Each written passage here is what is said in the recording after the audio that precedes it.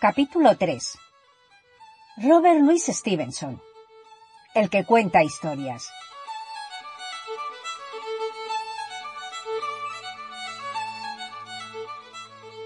Una de las máximas que dominaron la vida de este enorme escritor fue: es mejor caminar lleno de esperanza que llegar.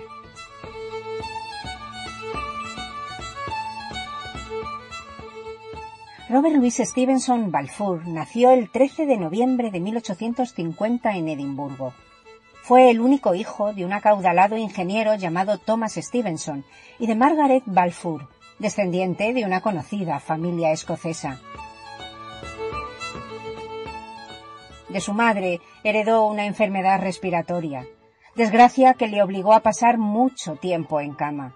Por ese motivo, y al no poder ser atendido debidamente, la familia contrató para tal fin a una niñera llamada Alison Cunningham, una calvinista muy austera, la cual impresionaba al joven Robert Louis contándole historias siniestras antes de dormir, lo que le provocaba muchas pesadillas. 30 años más tarde, Stevenson le dedicaría la obra Un jardín de versos para niños, la cual es hasta la fecha la obra infantil favorita en Gran Bretaña. Contrariamente a lo que se pueda pensar, el escritor le hizo una dedicatoria muy cariñosa por todo lo que le cuidó y enseñó.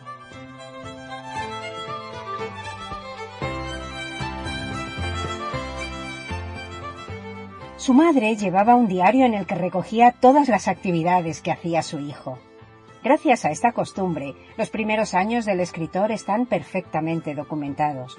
Así, sabemos que uno de sus juegos favoritos era jugar a la iglesia, que consistía en que el niño, desde un púlpito construido con mesas y sillas, recitaba como si fuera un pastor dando el sermón con historias que él mismo inventaba. Desde los 7 años, Robert asistía a la Mr. Henderson School, pero su mala salud le obligó a perderse muchas clases, lo que hizo que su padre se sintiera muy decepcionado con el desempeño escolar de su hijo. A pesar de sus dificultades, ingresó en la Universidad de Edimburgo cuando tenía 16 años, para poder seguir los pasos de su padre y convertirse en ingeniero náutico. Pero lejos de intentar demostrar a su padre que era capaz de continuar con la profesión paterna, se hizo famoso en la universidad por su vestimenta singular y su comportamiento atrevido. Con 22 años se declaró abiertamente agnóstico, incrementando así la decepción de su padre. Todo ello se agravó cuando Robert Louis se opuso a seguir estudiando ingeniería y quiso estudiar derecho. Y para colmo, a los 26 años, en 1876, se enamora de Fanny Van de Griff Osborne, una mujer separada, 10 años mayor que él, con 3 hijos, el pequeño moriría antes de conocer al escritor, y de fuerte carácter, que llegó desde el lejano oeste de Norteamérica con una pistola en la cintura y un cigarro en la boca.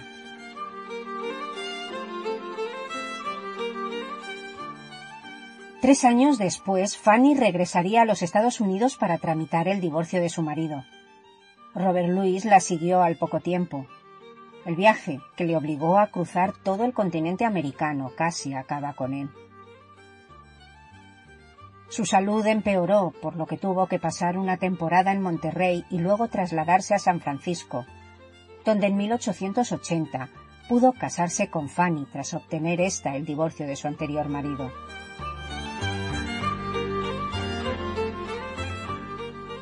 Tras su boda, Stevenson regresó a Escocia acompañado de Fanny y de uno de sus hijastros, Joy, de 12 años. Fue en ese momento cuando empezó a dar forma a una de sus obras más famosas, La Isla del Tesoro. A Joy le gustaba mucho dibujar y durante los días de lluvia, que en Escocia eran muchos, Stevenson pasaba el tiempo con Joy y aprovechaba para esbozar los planos de su isla imaginaria. Según sus propias palabras, en una de estas ocasiones hice el mapa de una isla. Estaba elaborada y, pensé, qué bellamente coloreado. La forma de esto tomó mi imaginación más allá de la expresión. Contenía puertos que me agradaban como sonetos, y con la inconsciencia de los predestinados puse mi actuación en la isla del tesoro.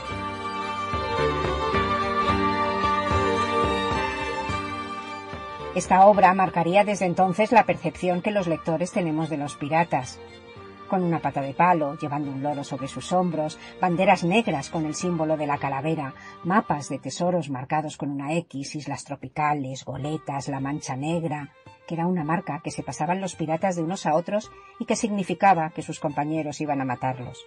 Y toda la iconografía con que la rodeamos a este tipo de personajes. Stevenson empezó a publicar la obra el 1 de octubre de 1881 bajo el seudónimo de Capitán George North en la revista infantil Young Folks. A pesar de que al principio tuvo poca repercusión, a finales de 1883 se publicó en forma de libro y se convirtió en un bestseller.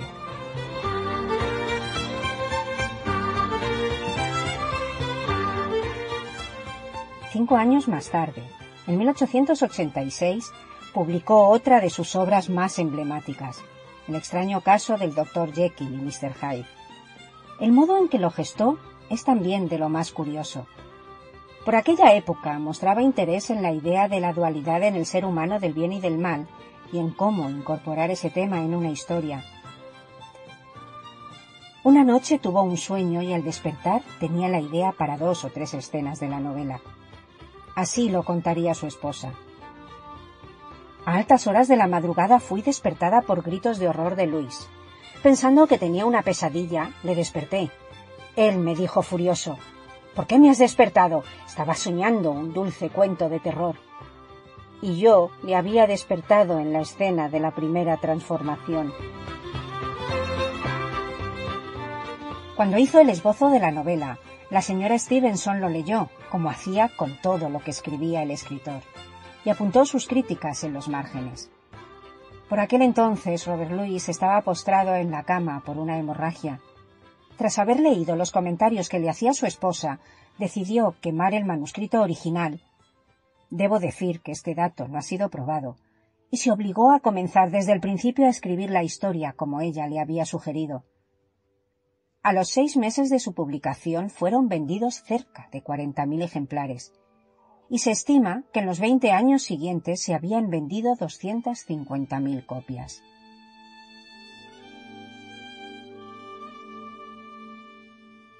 Entre 1888 y 1990, la familia Stevenson realizó un viaje por los mares del sur a bordo de un yate que alquilaría el escritor, en busca de climas cálidos.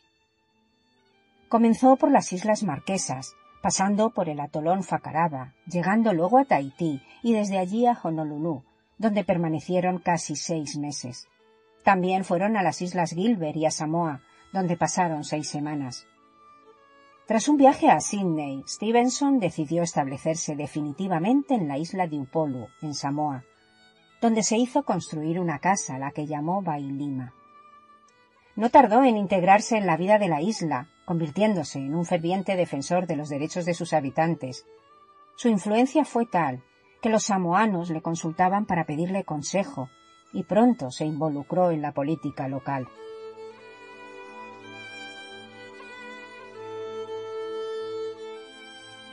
El 3 de diciembre de 1894, tras intentar abrir una botella de vino, Stevenson le comentó a su esposa: «¿Qué es eso? ¿Mi cara se ve extraña?», y se derrumbó. Posiblemente afectado por una hemorragia cerebral, Stevenson murió a las pocas horas. Tenía 44 años.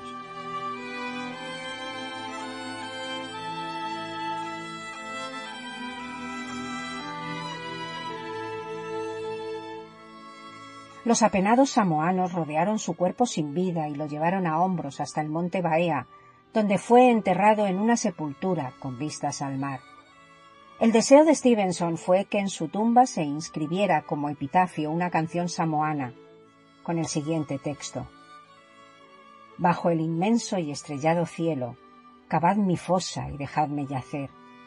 Alegre he vivido y alegre muero, pero al caer quiero haceros un ruego, que pongáis sobre mi tumba este verso: aquí yace donde quiso yacer, De vuelta del mar está el marinero, de vuelta del monte está el cazador.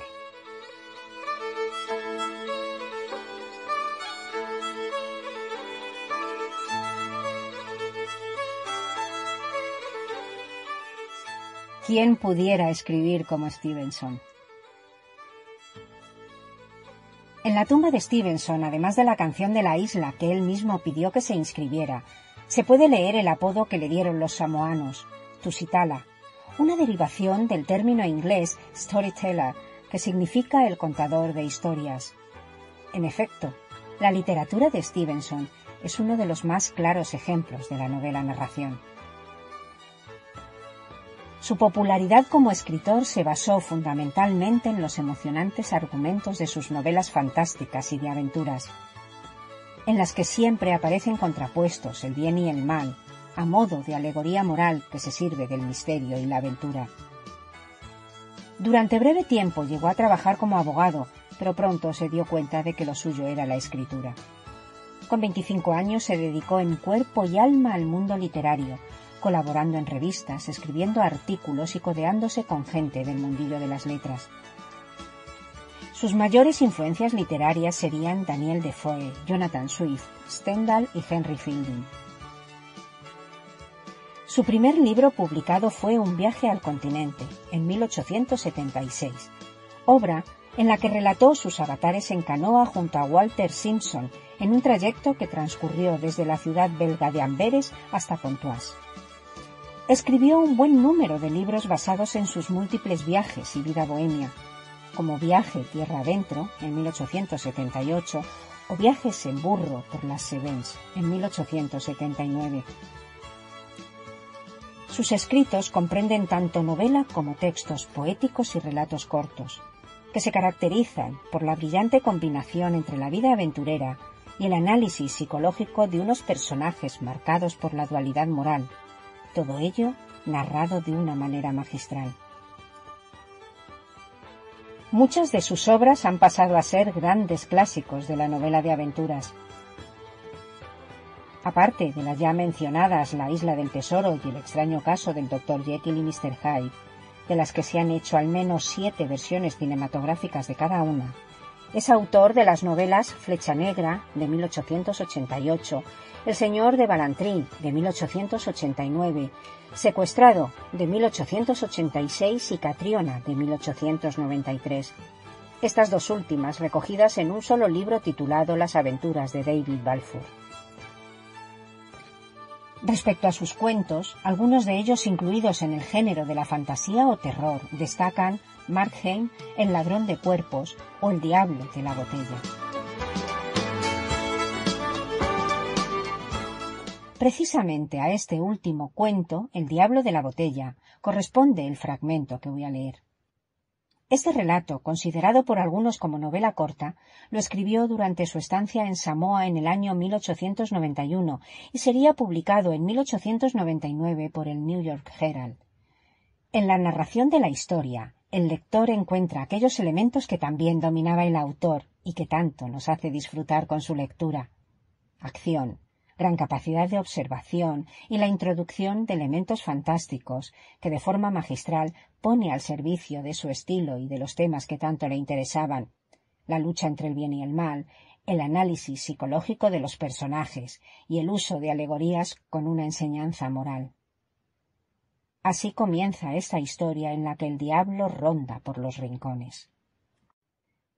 Había un hombre en la isla de Hawái al que llamaré Kiwi, porque la verdad es que aún vive y su nombre debe permanecer secreto, pero su lugar de nacimiento no estaba lejos de Honaunau, donde los huesos de Kiwi el Grande yacen escondidos en una cueva. Este hombre era pobre, valiente y activo. Leía y escribía tan bien como un maestro de escuela.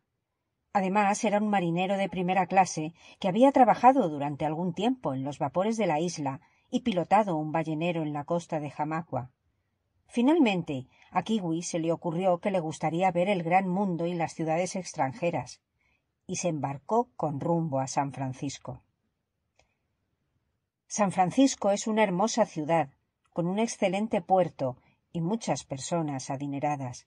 Y más en concreto, existe en esa ciudad una colina que está cubierta de palacios.